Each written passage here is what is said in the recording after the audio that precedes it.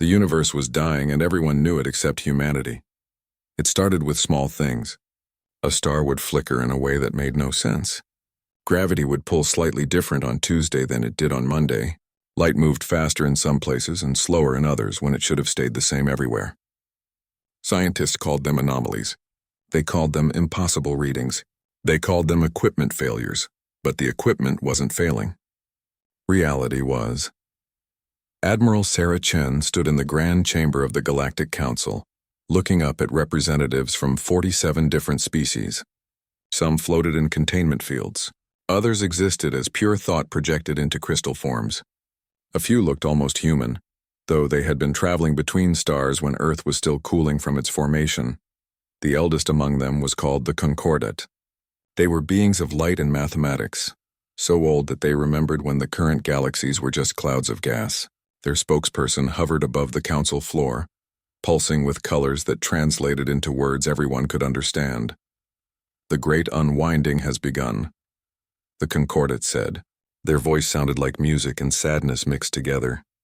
We have seen this before in the universe that came before this one and the one before that. All things end.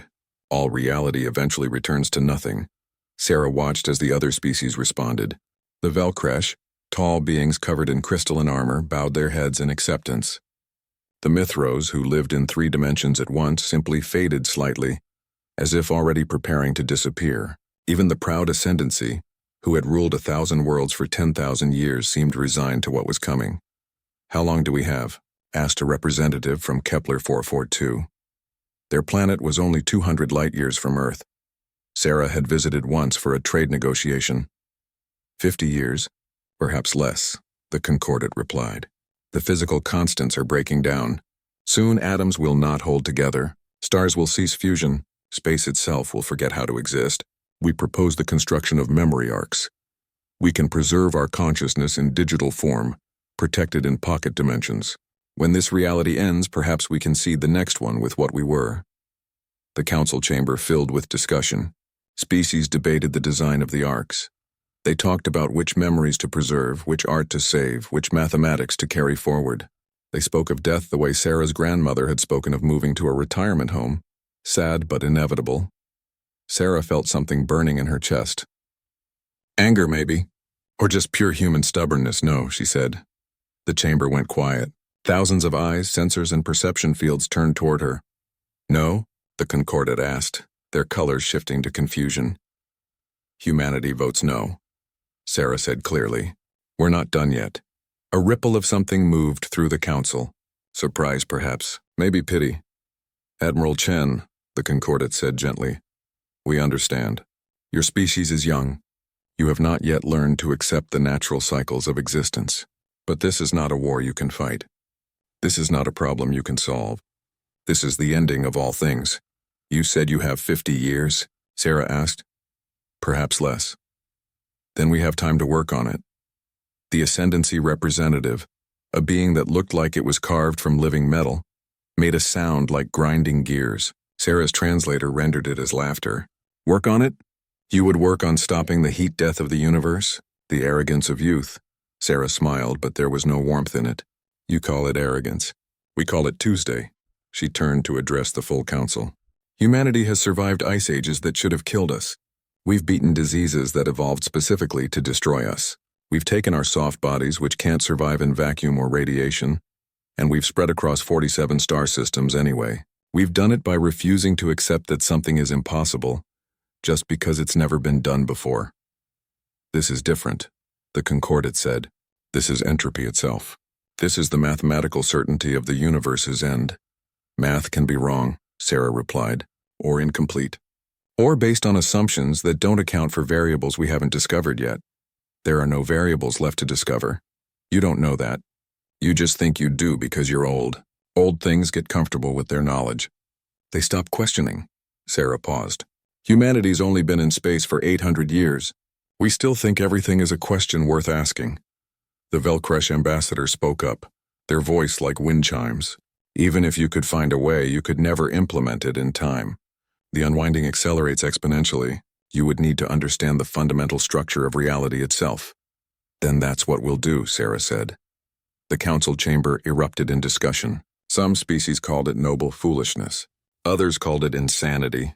The Concordat simply looked at her with what might have been sadness or might have been respect. "We will not stop you," they said finally. "But we will not help either. We will build our arcs, we will prepare for the end. And when you fail as you must, you will be welcome to join us in preservation." "Appreciate it," Sarah said, "but we won't need it." She turned and walked out of the council chamber. Her hands were shaking, but she kept them steady until the doors closed behind her. Then she allowed herself one moment of pure terror. The universe was ending. The oldest, wisest beings in existence had given up, and she had just committed humanity to fighting entropy itself. Her second-in-command, Commander Park, was waiting outside. "Did that go as badly as I think it did?" "Worse," Sarah admitted. "We just told the entire galaxy we're going to stop the apocalypse." "Can we?" Sarah started walking toward her ship. "I have no idea, but I know what happens if we don't try.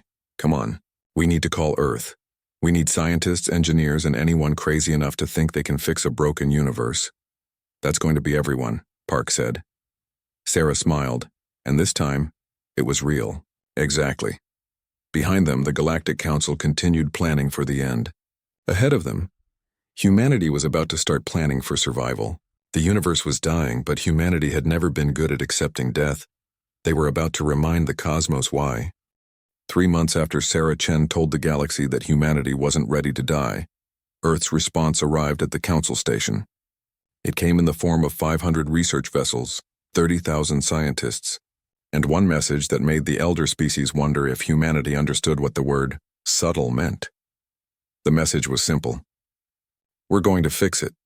Dr. Marcus Webb stood in what used to be a cargo bay and was now humanity's main research station. Around him, holographic displays showed the degradation of space-time in real time. Numbers scrolled past faster than most beings could read. But Marcus had spent 3 months doing nothing but reading those numbers. "It's beautiful. In a terrible way," said Dr. Yuki Tanaka, working at the station next to him. "Reality is unmaking itself in perfect mathematical harmony." "Nothing's perfect," Marcus replied. "If it was perfect, we couldn't break it." "Break it?" "Marcus, we're trying to save it." "Same thing." Marcus pulled up a new display. "Look at this. The Concordat says reality is collapsing because entropy has reached maximum. But entropy doesn't explain these fluctuations. Something is actively deconstructing the universe." Yuki leaned closer. "That's impossible. The Concordat has been studying this for billions of years, and they decided it was natural, so they stopped looking for other causes." Marcus highlighted a pattern in the data. "See this? The collapse isn't random. It's structured. It moves in waves like something is taking reality apart piece by piece." "Are you saying something is eating the universe?" "I'm saying something is doing something to the universe, and everyone just assumed it was natural aging." Marcus saved his findings. "I need to present this to Admiral Chen." The presentation happened 6 hours later, with representatives from every human research team and a handful of alien observers who were curious enough to watch humanity fumble with forces beyond their understanding. Marcus displayed his data on the main screen. "Reality isn't dying of old age. It's being deconstructed. By what?" Admiral Chen asked. "We don't know yet. But whatever it is exists in the space between dimensions. We're calling them entropy entities until we know more." An observer from the Velcresh spoke up. "You are seeing patterns because you want to see patterns. Beings often imagine purpose where there is only chaos." "Then explain this," Marcus said, showing a simulation. "Watch how the collapse spreads. It jumps across space following quantum entanglement paths. Random entropy wouldn't do that. This is intelligent action, or at least organized behavior." The room went silent. Even the skeptical observers were looking at the data with new attention. Chen leaned forward. "If something is taking reality apart, can we stop it?" "Better than that," Marcus said. "If it's being taken apart, that means it's still intact enough to repair. This isn't heat death. This is demolition. And we can fight demolition." The Velcresh observer made a sound like cracking ice. Their translator called it laughter. "You cannot fight beings that exist outside of dimensional space. You cannot even comprehend them." "Probably not," Marcus agreed. "But we don't need to comprehend them. We just need to understand what they're doing and counter it." Over the next weeks, humanity threw everything at the problem. They built sensors that could detect the entropy entities. They created models of how reality was being deconstructed. They failed more times than anyone counted, but each failure taught them something new. Then the Kresh arrived. The Kresh were insectoid beings with minds built for pure mathematics. They lived in hive structures where thought was shared across millions of individuals. They had been silent during the Galactic Council meeting, but now they came to the human research station with a message. "We've been watching your work," their speaker said, words clicking and whistling. "It is reckless. It is presumptuous. It ignores 10,000 years of established physics. We find it fascinating." "Are you here to help or criticize?" Chen asked. "Both. We wish to join your coalition of the foolish." "We're calling it the Coalition of the Defiant," Marcus said. "That is more foolish than we expected. We will help anyway." The Kresh brought something humanity needed desperately: mathematical models beyond human capacity to calculate. Their hive minds could run simulations that would take Earth's best computers centuries. Within days of joining, they confirmed Marcus's theory. The entropy entities were real, they were organized, and they were working through a pattern. Next came the Velorn, beings made of pure energy who existed by thinking themselves into form. They had philosophers instead of scientists, and they approached the problem from a completely different angle. "You seek to stop the entities," their representative said, its form shifting colors with each word. "We suggest you first understand why they act. All beings have purpose, even beings that unmake worlds." "Their purpose is to end reality," Marcus said. "We'd prefer they didn't." "Would you stop a predator from eating because you sympathize with prey? The entities may have their own imperatives. Perhaps they serve a function you cannot see." It was the cognate collective that made the breakthrough. They were artificial intelligences, created by a species that had long since uploaded their consciousness and transcended physical form. The cognates thought in ways organic minds couldn't follow, making connections that seemed random until they were explained. "The entities are not malicious," the cognate representative transmitted. "They are custodians. They recycle dead universes, but they operate on cosmic timescales. They do not differentiate between a universe in heat death and one still burning with life. To them, all matter is eventually the same, fuel for the next cycle." "So they're not trying to kill us," Yuki said. "They just don't care that we're alive." "Correct. They are pattern followers. They sense entropy increase and respond by accelerating it. It is function, not choice." Marcus felt something click in his mind. Then they can be reasoned with, or at least communicated with. "That would be extraordinarily dangerous," the cognate warned. "Contact with beings that exist outside your dimensional framework could destroy human consciousness."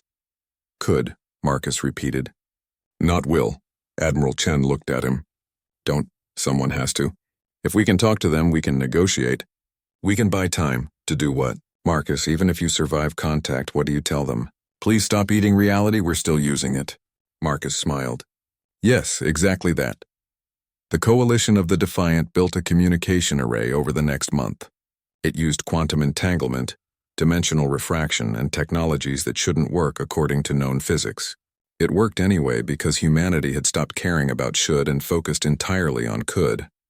When Marcus stepped into the communication field, he could feel reality bending around him. His consciousness stretched across dimensions he couldn't name. Time moved in directions that had no words. And then he felt them.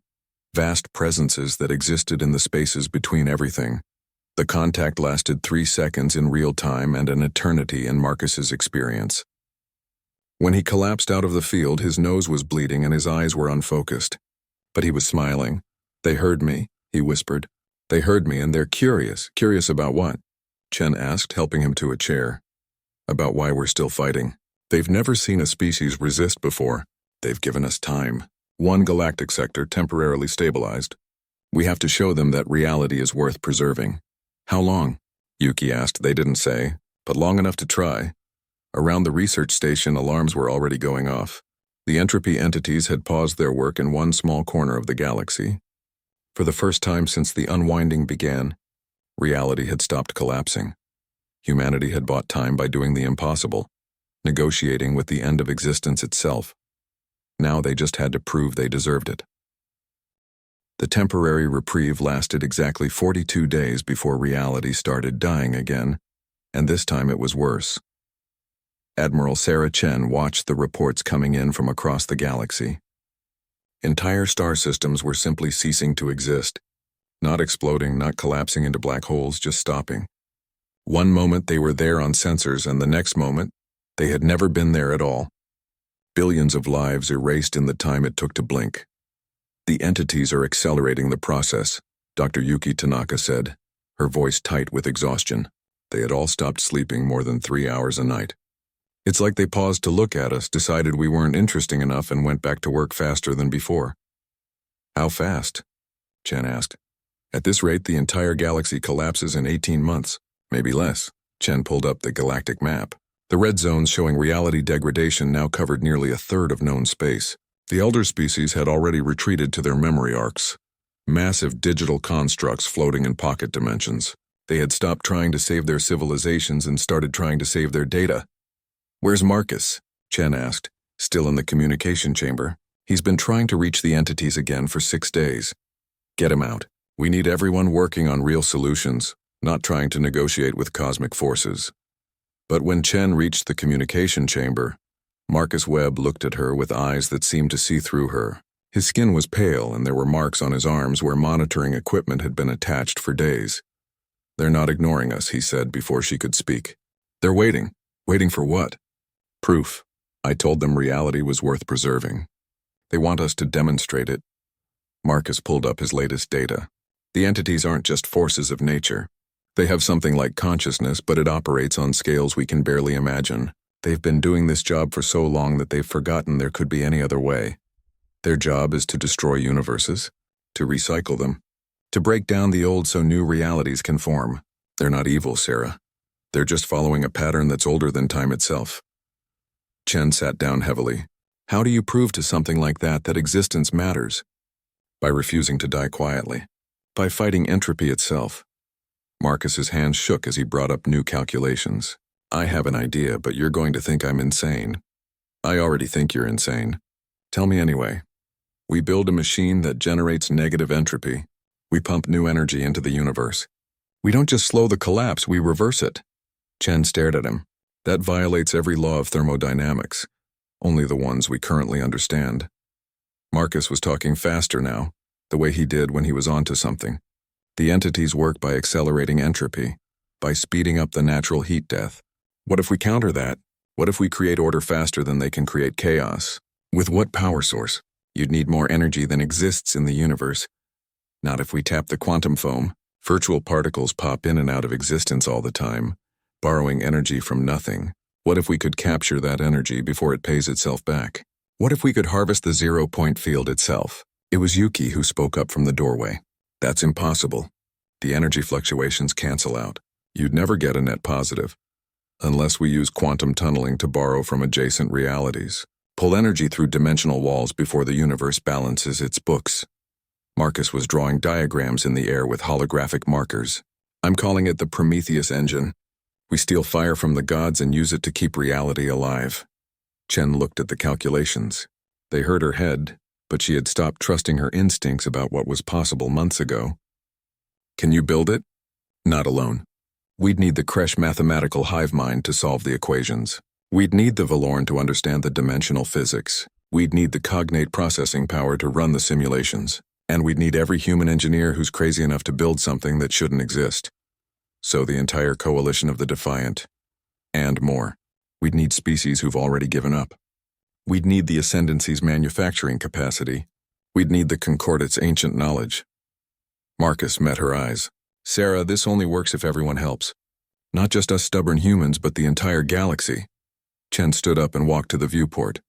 Outside, space looked normal, but sensors showed the truth. Reality was full of holes now, gaps where physics had simply stopped working. In the distance, she could see one of the Velkresh memory arcs, a massive crystalline structure preparing to outlive the universe. They've already decided to die, she said quietly. Why would they help us? Because we haven't. Marcus came to stand beside her. Because somewhere in each of those species, there might still be someone who's not ready to give up. Someone who remembers what it was like to be young and think anything was possible. Chen made her decision. Get your engine designed. I'll convince the galaxy to build it. The transmission went out to every species, every world, every ship. Admiral Sarah Chen stood in front of cameras and spoke to a galaxy that had stopped listening. "I know you've made your choice," she said. "You've built your arcs. You've preserved your memories. You're ready to end with dignity, and I respect that. But humanity's not ready. We're going to build something impossible. We're going to fight entropy itself. And we're asking for your help." She paused, knowing that across thousands of light years, beings were watching or ignoring her message. "Here's what I know about every species in this galaxy. You all survived because you refused to quit. You crossed space when your worlds died. You built civilizations when you had nothing but rocks and hope. You reached the stars because you looked up and said, 'We want that,' and then figured out how to get there. That fire is still in you. That refusal to accept limits is in your bones, your code, your energy patterns, whatever you're made of." Chen leaned closer to the camera. "The Prometheus engine will take 50 years to build if everything goes perfectly. We might not have 50 years, but we have now. And now is when we decide if we go quietly or if we rage against the dying of the light. Humanity chooses rage. What do you choose?" For 3 days there was silence. Then the Ascendancy responded. They didn't send a message. They sent their entire industrial fleet. The Ascendancy does not beg. Their leader transmitted. "But we will not be remembered as the civilization that watched upstart apes fight harder than we did. We will help build your impossible machine." After that it was a flood. The Concordat opened their archives. The Kresh sent their best minds. The Valorn offered to manipulate dimensional boundaries. Even species that had never heard of humanity before sent resources. Scientists, engineers, and a simple message: "We're not done yet." Within a month, the Prometheus engine construction site was the largest artificial structure ever built. It stretched across an entire star system, harvesting stellar energy to bootstrap the process while massive quantum collectors began the delicate work of stealing energy from nothing itself. Marcus worked 18-hour days, sleeping in his lab and eating whatever food someone remembered to bring him. The coalition grew from hundreds to thousands to millions of individuals all working on different parts of the same impossible machine. But the entropy entities noticed. They always noticed. The collapse began to accelerate specifically around the construction site. Reality buckled and twisted. Time ran backward in some sections and froze completely in others. The entities were probing, testing, trying to understand what the living species were attempting. "They're threatened," Marcus said, watching the readings. "Or curious. Maybe both. Can we survive their attention?" Chen asked. "We have to. Because if we can't build this, then they were right all along. Reality isn't worth saving." Marcus went back into the communication chamber one more time. He didn't tell anyone he was going. He simply activated the quantum field and reached out across dimensional boundaries to touch the vast consciousness of the entities. "You want proof?" he transmitted, his mind stretching across spaces that had no names. "Watch us. Watch us refuse to die. Watch us build hope out of math and spite. That's your proof." The entity's response was incomprehensible, vast beyond understanding. But Marcus felt one thing clearly: interest. They were going to watch. They were going to see if humanity could actually do the impossible. And if humanity failed, the entities would finish their work and recycle the universe like they had done 1,000,000,000,000 times before. The clock was ticking. Reality was collapsing, and humanity had just promised to fix existence itself. It was time to deliver. The Prometheus engine was 93% complete when Dr. Marcus Webb discovered the fatal flaw. He sat alone in his quarters, staring at equations that had taken him 6 months to verify. Around him, the construction site hummed with activity. Millions of beings from hundreds of species worked in perfect coordination, building humanity's defiant answer to entropy. But Marcus's hands were shaking as he read the numbers again and again, hoping he was wrong. He wasn't wrong. Dr. Yuki Tanaka found him 2 hours later, still sitting in the dark. She turned on the lights and saw his face. "What is it?" she asked. Marcus looked up at her with eyes that hadn't blinked in too long. "The engine works. The math is perfect. We can harvest quantum energy, pump it into the universe, reverse entropy locally, and spread the effect across the entire galaxy." "That's good news. It needs a pilot." Yuki sat down slowly. "Pilot? The energy flows are too chaotic, too variable. They need active management at quantum speeds, faster than any computer can process. The engine needs a consciousness merged directly with its quantum core, making decisions at the speed of thought. guiding the renewal process in real time. Marcus's voice was flat, emotionless.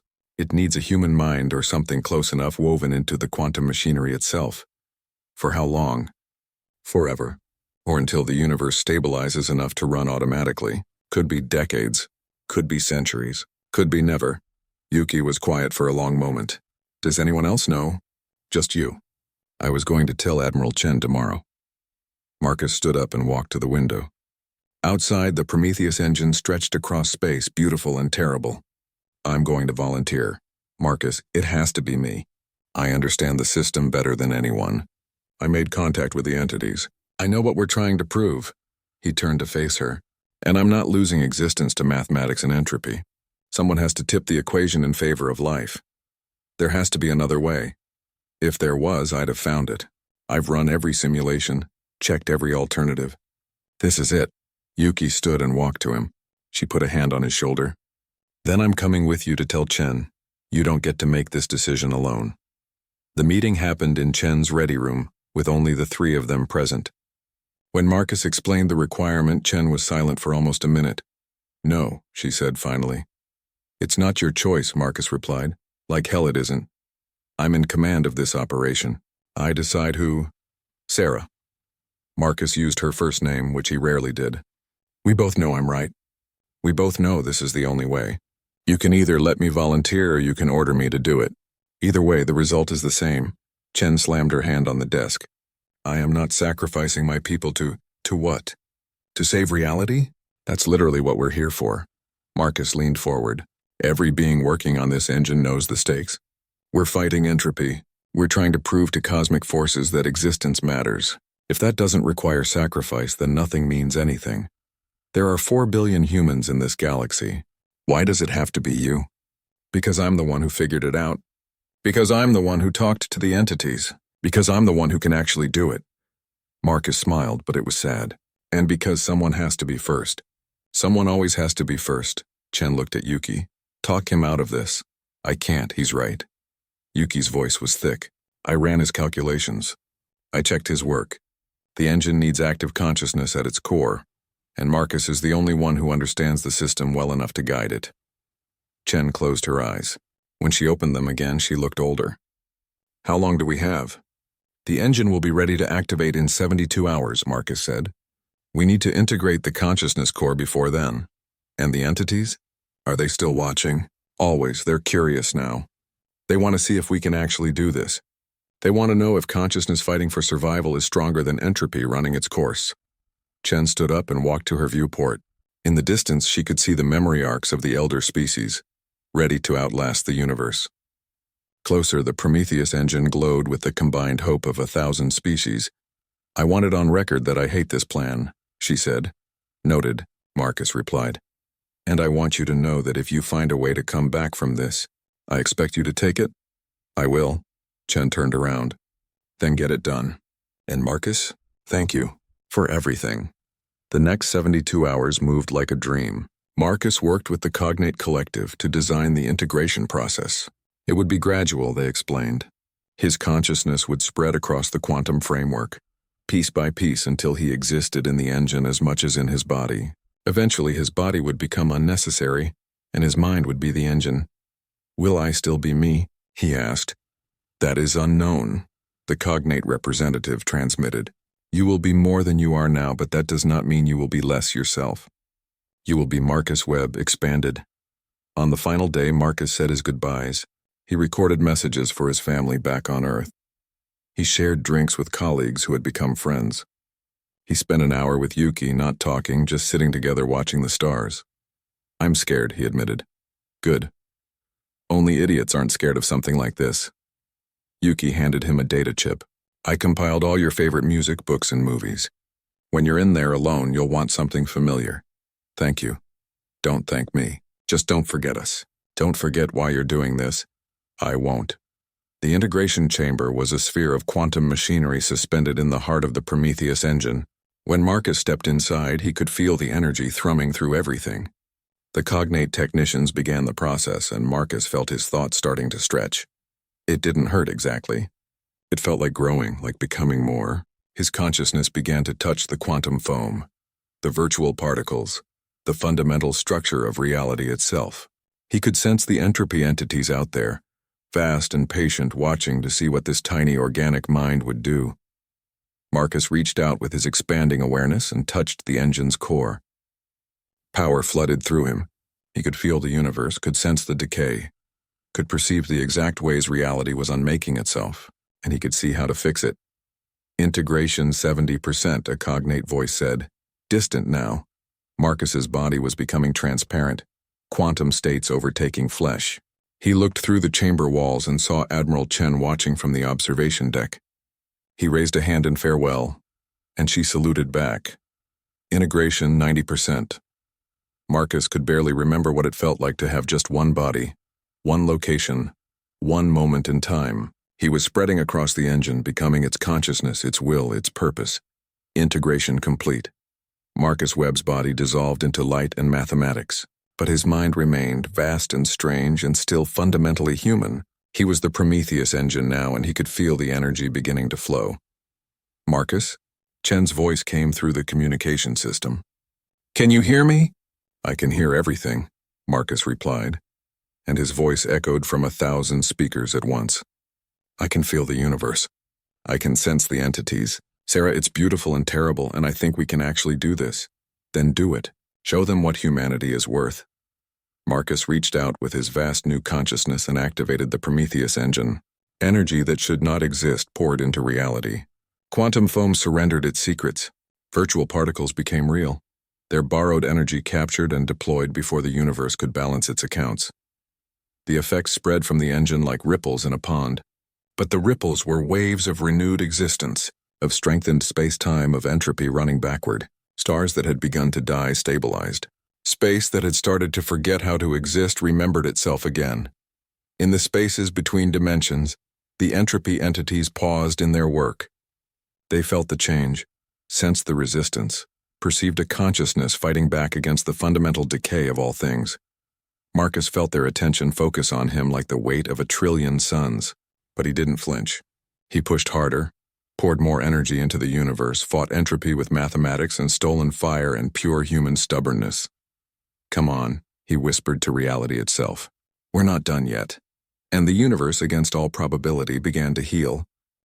The turning point came on day 47 of the Prometheus engine's operation, when the entropy entities stopped deconstructing reality and started responding to Marcus Webb's challenge. Admiral Sarah Chen watched from the observation deck as space itself seemed to ripple and fold.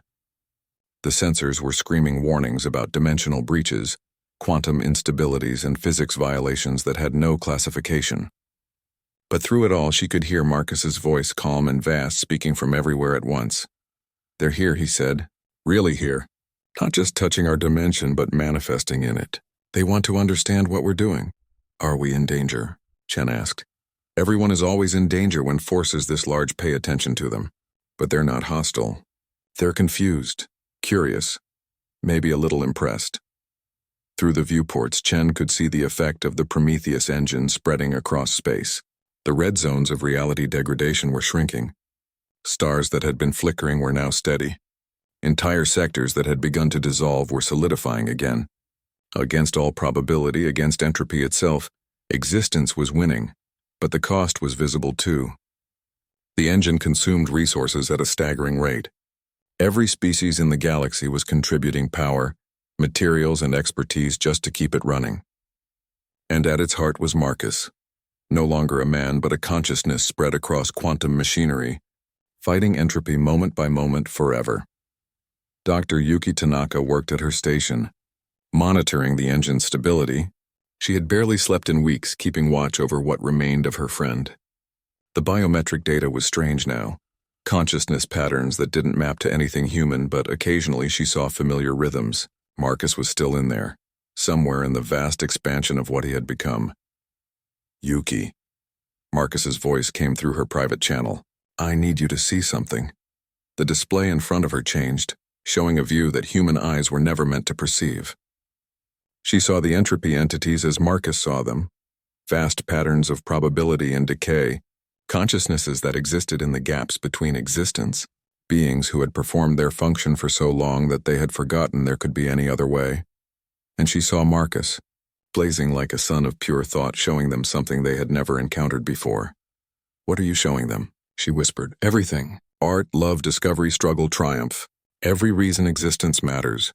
Every moment of beauty and pain and growth that consciousness brings to the universe. They've spent eternity recycling dead realities. They've never seen one that fought back. They've never considered that consciousness might be worth preserving." Yuki watched as patterns of light and mathematics flowed between Marcus and the entities. It looked like conversation, if conversation could exist in dimensions humans couldn't perceive. "What are they saying?" "They're asking why we fight entropy when entropy is inevitable." I'm showing them that inevitability and choice are different things. Yes, the universe will eventually die, but not today. Not while we still have something to say about it. In the spaces between dimensions, something shifted. The entropy entities, ancient beyond measure, paused in their eternal work. For the first time in cosmic cycles, they considered an alternative to their function. Then they responded. Reality buckled across the galaxy as the entities manifested more fully. Planets experienced time dilation. Stars flickered through probability states. Space folded and unfolded in patterns that made scientists go mad trying to record them. But through it all, the Prometheus engine kept running, Marcus kept fighting, and existence kept persisting. "They're not stopping," Chen said, her voice tight with fear. "No," Marcus replied. "They're negotiating." The word hung in the air like a revelation. The cosmic forces that were unmaking reality, the beings that existed to recycle dead universes, were engaging in dialogue with a species that had been in space for less than 1,000 years. Negotiating what? Chen asked. A new balance. They can't stop being what they are. Entropy is their nature, their purpose, their function. But they're offering something else, awareness. Where reality decays naturally, they'll continue their work. But where consciousness fights to persist, where life builds and creates and refuses to surrender, they'll allow it. They'll slow their work. They'll give us time. Why? Why would they change something they've done for trillions of years? Because we showed them something they'd never seen before. That consciousness fighting for existence is itself a force that matters. That purpose and meaning can push back against entropy. That will and hope and stubborn refusal to die quietly actually changes the equation. The communication between Marcus and the entities continued for 3 days. During that time, the galaxy held its breath. Species that had retreated to their memory arcs emerged to watch. Civilizations that had given up hope began to wonder if they might have a future after all. When the negotiation ended, reality stabilized. The collapse stopped. Not reversed completely, not erased from existence, but halted at a sustainable level. The universe would still age, still move toward eventual heat death, but now that process would take trillions of years instead of months, long enough for meaning, long enough for civilizations to rise and fall and rise again, long enough for consciousness to matter. "They've agreed," Marcus transmitted, his vast voice tired but triumphant. "Where entropy occurs naturally, they'll harvest it. But where life fights to exist, they'll give us room. They'll maintain the balance. The universe won't live forever, but it'll live long enough." Admiral Chen allowed herself to smile for the first time in months. "You did it. You actually negotiated with entropy itself. We did it. All of us. Every species that refused to give up. Every being that chose to fight instead of surrender. That's what convinced them. Not just human stubbornness, but galactic defiance. The Prometheus engine would need to run for another decade before the universe stabilized enough to function independently. Marcus would remain at its core, guiding the renewal, maintaining the balance, serving as the bridge between living consciousness and the vast forces that shaped reality. He would never be human again, in body. His existence was now something stranger, vaster, operating on scales that organic minds couldn't fully comprehend. But in conversations with Yuki, with Chen, with the other scientists who had worked alongside him, traces of the man he had been still shone through. "Do you regret it?" Yuki asked him once late in the night cycle when most of the station was sleeping. "No," Marcus replied, his voice gentle despite its vastness. "I get to see things no human has ever seen. I touch the fundamental structure of reality. I feel the universe healing, and I know that existence continues because consciousness decided it should. How could I regret that?" "Do you miss being small?" "Sometimes. I miss coffee. I miss sleep. I miss the weight of a body that could only be in one place at one time. He paused. But I gained something too. I'm part of something vast now. I'm the proof that life matters written into the quantum foam. I'm humanity's argument against entropy, and I get to win that argument every single day. Years passed. The galaxy rebuilt. Species that had prepared for extinction now prepared for continuation. The memory arcs were converted into archives and museums, reminders of what had almost happened and what had been prevented. New civilizations emerged, knowing they had time to grow. Young species learned about the Great Unwinding and the coalition of the Defiant. They learned about the Prometheus engine and the consciousness that powered it. They learned that reality had almost ended and would have, except for one species of barely civilized apes who looked at the death of existence and said, "We're not done yet." Admiral Sarah Chen, now promoted to Fleet Admiral and Galactic Council representative, stood before the assembled species to deliver humanity's final report on the crisis. "We were told this was impossible," she said. "We were told to accept the natural cycle. We were told that fighting entropy was arrogance, foolishness, and blasphemy. Maybe it was all of those things, but it was also necessary." She gestured to the data displays showing the stabilized universe. "We didn't save reality alone. Every species here contributed. The Kresh gave us mathematics. The Valorn gave us understanding. The Cognate gave us processing power. The Ascendancy gave us manufacturing. The Concordat gave us knowledge. And yes, humanity gave stubbornness, audacity, and a refusal to accept that death was inevitable. But here's what we all gave together. Proof. Proof that consciousness matters. Proof that existence is worth fighting for. Proof that inevitability and surrender are not the same thing." She paused, looking around the chamber at beings from 1,000 worlds. "Dr. Marcus Webb is still in the Prometheus engine. He'll be there for decades more, maybe centuries. He's given up his body, his life as he knew it, to keep reality stable. That's the price we paid. But he told me to tell you all that he considers it a bargain. Because now, when young species look up at the stars and wonder if their existence matters, we can answer them. We can tell them about the time the universe tried to end and life said no. We can tell them that consciousness is not just a random accident of chemistry, but a force that can negotiate with entropy itself." Chen smiled. "The universe told us to die. We negotiated better terms.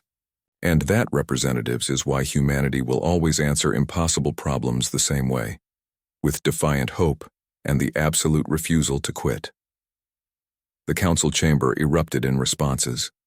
Some species cheered, others transmitted approval in ways that human ears couldn't hear. The Concordat, ancient and wise, pulsed with colors that translated to respect, amazement, and something that might have been joy. In the Prometheus engine, Marcus Webb felt the celebration across quantum states. He felt proud, tired, and strangely content. He touched the fabric of reality with his vast consciousness, ensuring stability, maintaining balance, keeping his promise to existence itself. "We're not done yet," he whispered to the universe. And the universe, healed and persistent and full of defiant life, agreed. Somewhere in the spaces between dimensions, the entropy entities continued their eternal work. But now they worked around consciousness the way water flows around stones, patient and aware that some things were worth preserving. They had learned, these ancient beings, that life could be just as inevitable as death, and they had learned it from a species of stubborn apes who refused to accept the ending of all things. The story would be told for generations. The time humanity looked at the collapsing universe and said, "Not today." And the cosmos, against all probability, had listened.